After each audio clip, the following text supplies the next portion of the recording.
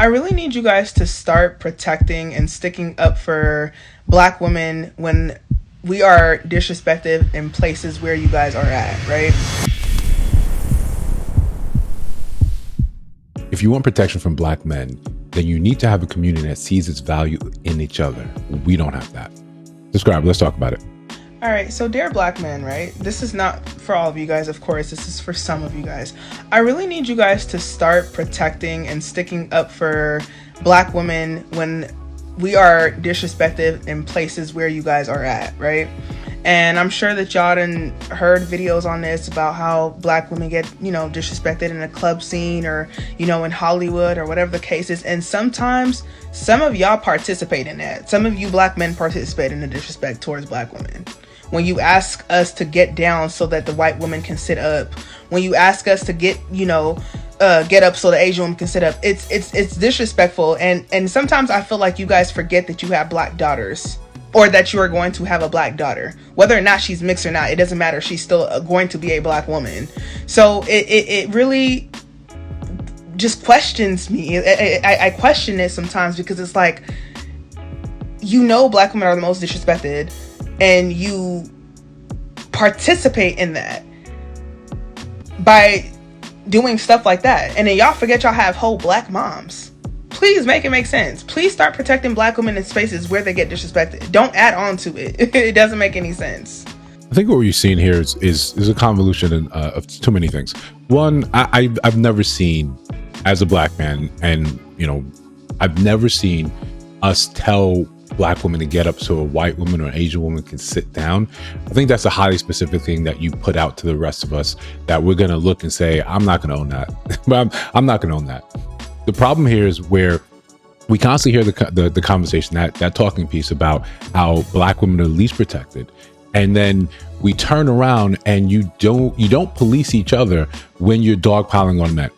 When you're constantly calling us everything but children of God, when you are constantly telling us that we're part of the patriarchy, we're part of the problem, we're part of the issue, you don't need us, you don't want us around, we're useless, you're happy to be by yourself, you don't want to live with us, being with us is embarrassing. But then you turn around and want protection from that. This is not really a natural phenomenon if you just kind of look at it and understand it. I'm prickly, I'm full of thorns, but I demand that you constantly hug me.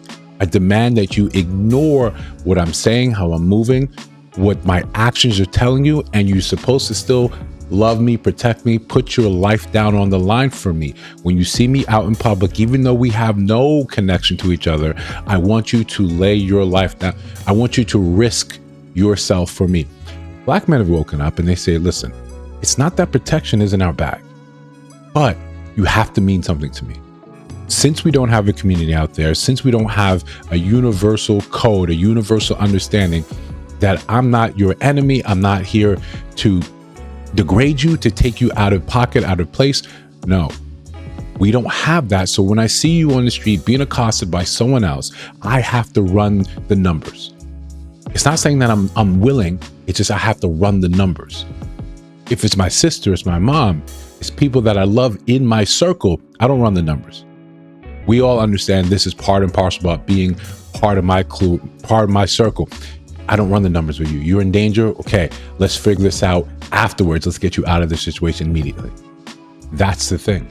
I don't know you. You owe no fealty to me. I owe no authority. I have no authority over you.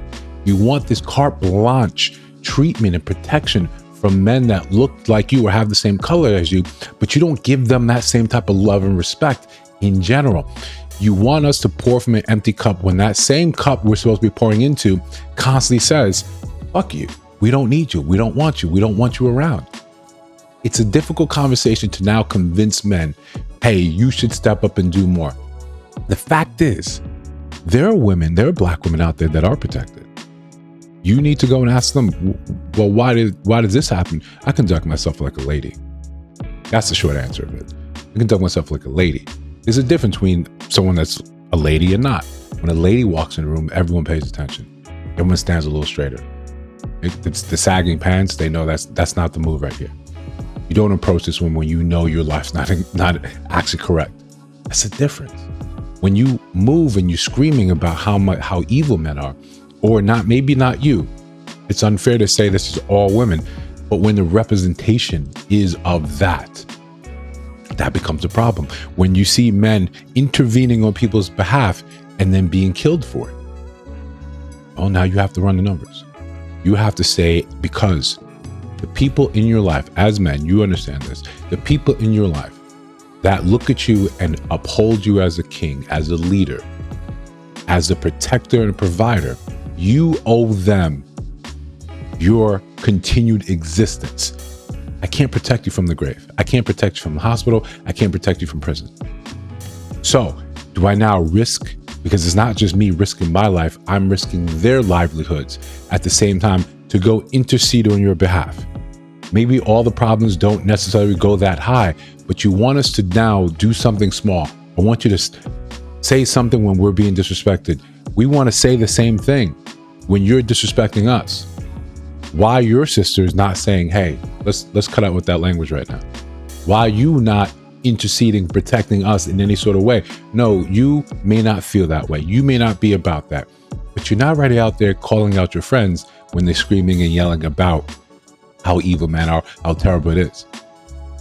You cannot expect protection from people that you constantly disrespect, or at least witness being disrespected, and then tell them, hey, ignore everything that you've been told, that you felt for the last decade and a half. I need you to do this for me, altruistically. You don't know me. You see me being disrespected.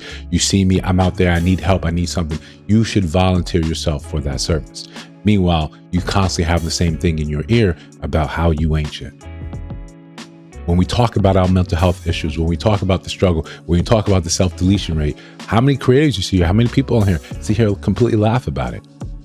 Laugh about, well, Father's Day, you don't celebrate us, you don't really put it out there like you actually care and love us, but you want us to do loving things for you. The math it ain't mathing.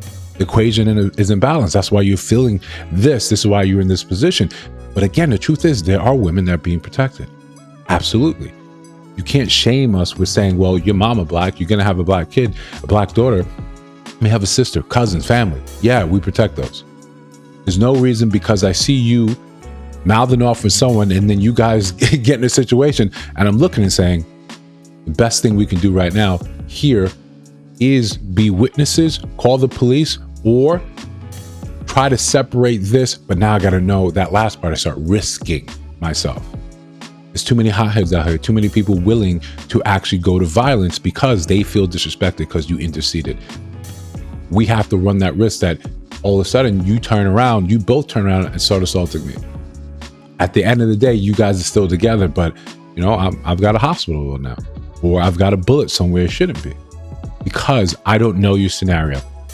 I don't know that you don't have the wisdom to say, this is an unhealthy relationship. I shouldn't be in it just because he's got flashy money, just because he scams, because he's a rapper, he's a trapper, all that. You're with a thug. And then you want us to come in and say, let me save you from the consequences of your own actions. Sure, no one should be abused. No one should be hurt. No one should be subject to violence. But you stay in dangerous situations and tell men to come in and stop. Hey, come in and help. We've got our own family that needs to be protected. What about them? How come we can't put them as a priority? What we see here is just us making a series of informed decisions where we prioritize who needs to be protected. And part of that protection is saying, I owe you this. I have to make sure I get back home because this is what we have going on. Everyone in that circle, everyone in my circle sort of has a through line in the way they conduct themselves. That's why they're there. Now you want us to go essentially outside of our tight little community to go and address things that are happening around. You don't owe us anything. I don't have no authority over you.